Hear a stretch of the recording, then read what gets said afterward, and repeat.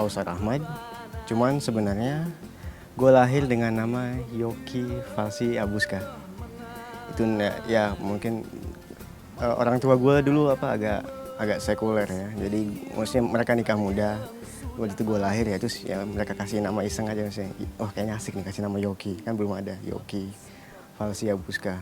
Nama Yoki itu nama lahir nyokap gue kan Yoyoh. Ya, Yoyoh Rahmawati. Nah itu dulu nama sinden, mungkin ada yang tahu. Sinden apa namanya? Sinden gamelan ya apa? Yoyoh Rahmawati itu nenek gue tuh ngefans banget sama sinden ini. Jadi nyokap gue dikasih nama Yoyoh Rahmawati. Nah Yoki itu Yoyoh laki-laki. Jadi gue dikasih nama Yoki. Terus Falsi itu nyokap gue tuh penggemar berat Iwan Fals. Jadi Fals Iwan Fals, jadi kasih nama Falsi. Terus Abuska itu dari nama bokap gue, Abdullah Bustani Kabalmai. Kabalmai itu farm keluarga bokap gue lah. Mungkin ada yang tahu Kabalmai. Kalau orang Ambon pasti tahu Kabalmai. Itu farm lumayan populer di daerah Maluku sana. Nah jadi disingkatnya Yoki Falsi Abuska. 3 nama gitu. Terus pas gua 4 tahun baru mereka udah mulai lebih memandang Islami, nama gue diganti Ahmad Al Kausar. Pas sebelum gue masuk SD itu. Nah gitu deh. Jadi sedikit background tentang nama gue. Nah jadi gue lahir di Banten. Terus di rumah nenek ya tepatnya.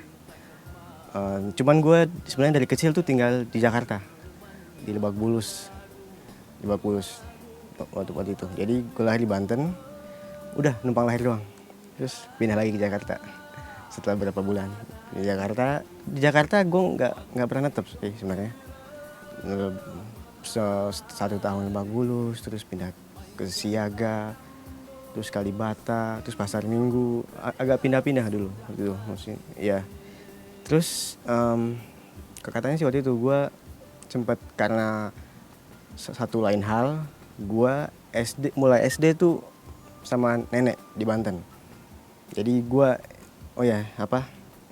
orang tua gue ini nyokap Banten Sunda, jadi putih.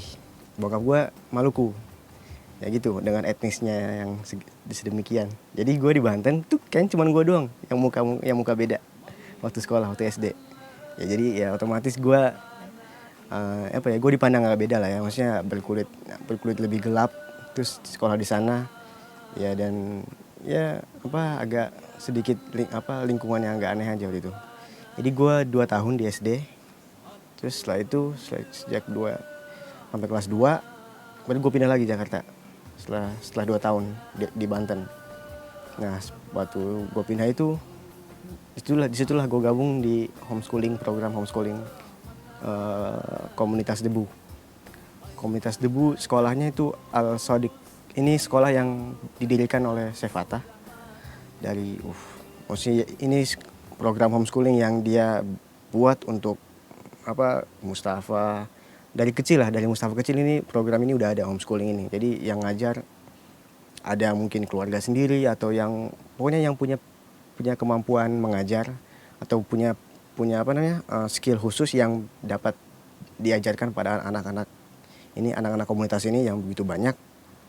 Ya mereka jadi sosok guru sendiri situ. Nah, ini program homeschooling ini dibikin karena Chef Fatah dia bukannya nggak mau ada hubungan dengan luar, cuman lebih percaya kalau maksudnya dengan seiring zaman yang agak lebih liar ya pergaulannya, beliau lebih memilih untuk mengajar anak-anaknya atau anak-anak debu ini dalam dalam pengawasan sendiri lah ya, pengawasan debu ini. Alat musik pertama yang gue pegang tuh sebenarnya suling. Waktu itu Mustafa ya yang inisiatif ngajar gua, Ali, terus ada teman-teman lain, Hasan mungkin ada yang kenal yang main di video klip itu. Nah itu kita waktu itu serentak mulai bareng main musik. Jadi waktu itu ada 2 alat musik yang dipilih, gitar sama suling. Soalnya misalnya dulu kan ini santun cuma ada 1 dulu di debu, dan bass cuma ada satu, gamus cuma ada satu. Nah yang ada banyak tuh cuma gitar sama suling. Jadi yang bisa dipakai ya. Maksudnya karena yang lain kan punya misalnya gamus cuma punya Mustafa doang, nggak mungkin dia kasih pinjam ke kita sebagai anak-anak. Jadi kita disuruh pilih gitar atau suling. Ya waktu itu karena gue agak apa ya, gitar kan agak sulit ya mungkin kalau yang pernah belajar. Maksudnya grippingnya itu kan agak bisa kapalan ya, jadi gue gak malas, jadi gue pilih suling. Saya cuma ditiup, cuma naruh jari doang. Gue pilih suling. Nah dari suling gue sempat setahun ya gitu, setahun. Terus setelah suling gue pindah ke biola. Nah di situ baru gue mulai tertantang ya. Mungkin kalau ada yang tahu, biola tuh salah satu alat yang paling sulit dipelajari. Dari mulai untuk dapat suaranya aja, suara mulusnya itu bisa berbulan-bulan. Kalau yang nggak benar-benar disiplin mainnya, mungkin sama sekali nggak bakal dapet. Coba aja deh, pasti berantakan suaranya. Belum lagi grippingnya, itu buat nekennya tuh sakit banget, melebihi gitar. Soalnya gitar kan nilon, biola baja, senarnya tuh agak besi gitu, sakit deh pokoknya stringnya. Nah jadi di situ deh baru gue tahu alat musik tuh susah. Nah terus tahun 2004 atau 2005 ya, pemain santur debu Ibu Najma Hakimah, dia ya beliau sudah tua, dia sudah memikirkan pensiun. Nah waktu itu gue ditanya sama Mustafa, mau nggak belajar santur? Gue bilang ya, maksudnya sebagai anak muda ya waktu itu gue nggak merasa kayaknya santun kurang keren ya, tapi ya iseng aja. Ya udah gue pelajari, ya lama kelamaan asik juga gitu kan. Apalagi setelah gue pelajari sejarahnya santur ini, mungkin ada yang pernah lihat kalau piano tuh dibuka agak seperti ini dalamnya. Piano tuh kalau kita tekan notnya itu ada hammer yang mukul notnya, senar-senarnya. Nah konsepnya sama kayak santur, cuman sebelum ditutupi, jadi mainnya pakai stick gitu. Jadi ya kalau kita ke daerah-daerah Irak itu mereka bilang ini nih nenek moyangnya piano. Ya, jadi dengan sejarah dan background yang begitu tuh namanya, yang maksudnya ini kan sejarahnya piano gitu. Piano kan alat musik yang berdampak besar pada industri. Jadi ya mesti gue tertarik banget. Akhirnya gue pelajari.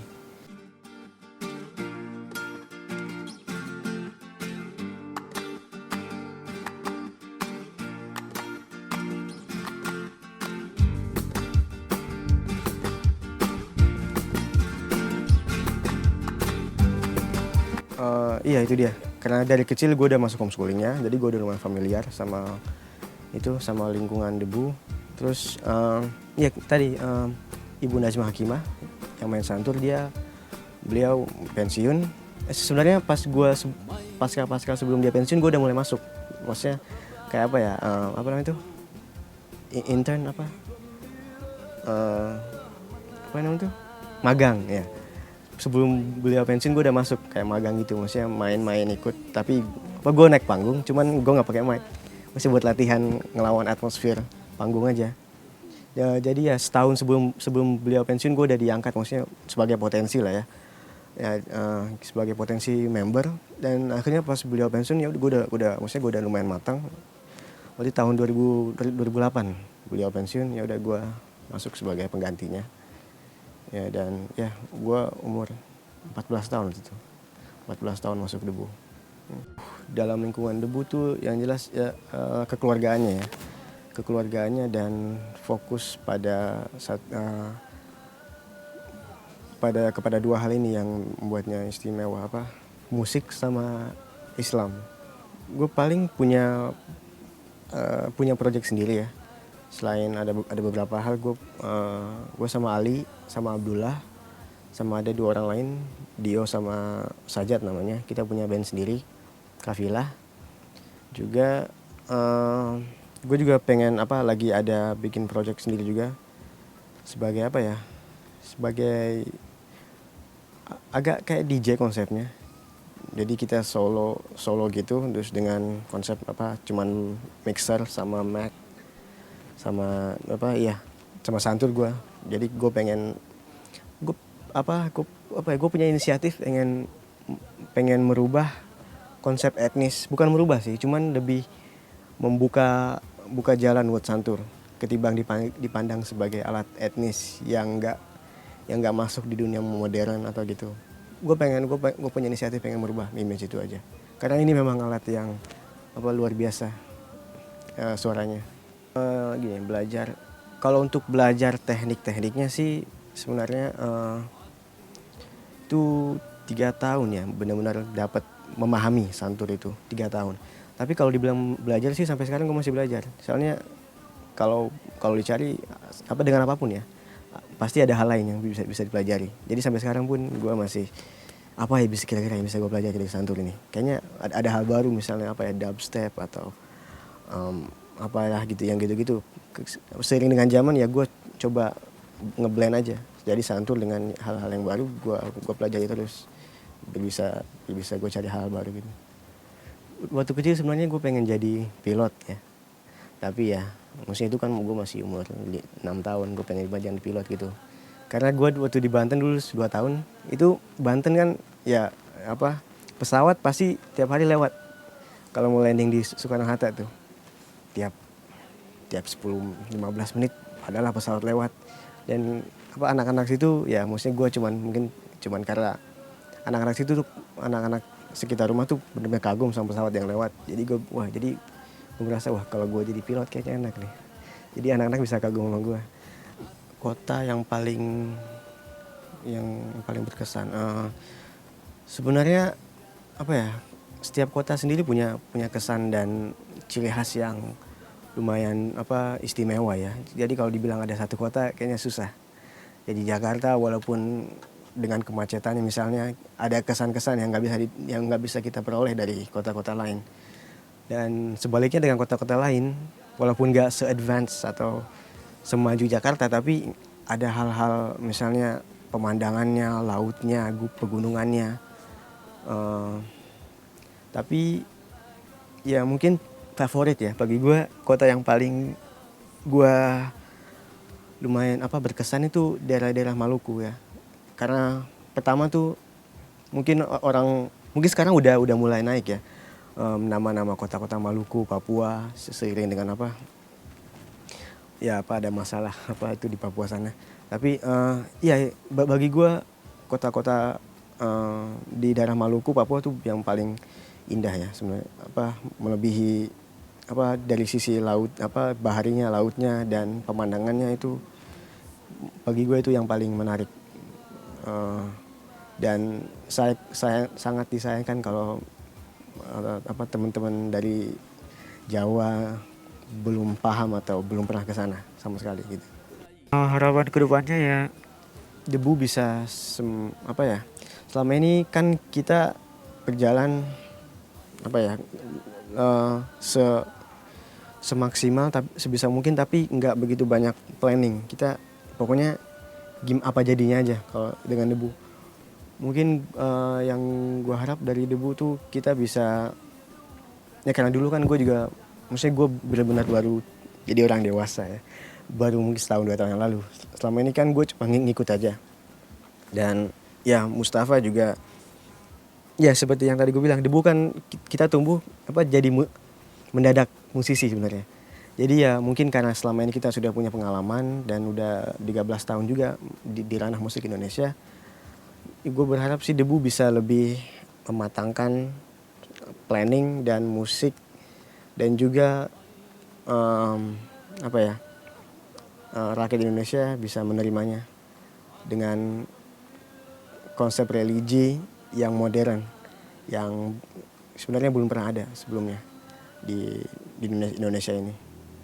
Hey guys, untuk follow updates dan kegiatan gue bisa like fanpage gue di Facebook Kausar Ahmad, terus IG @madness MADDNSS, dan Twitter juga sama Madness juga. Untuk Vine dan YouTube bisa follow Vine gue @madness juga, terus YouTube di Kausar Ahmad juga.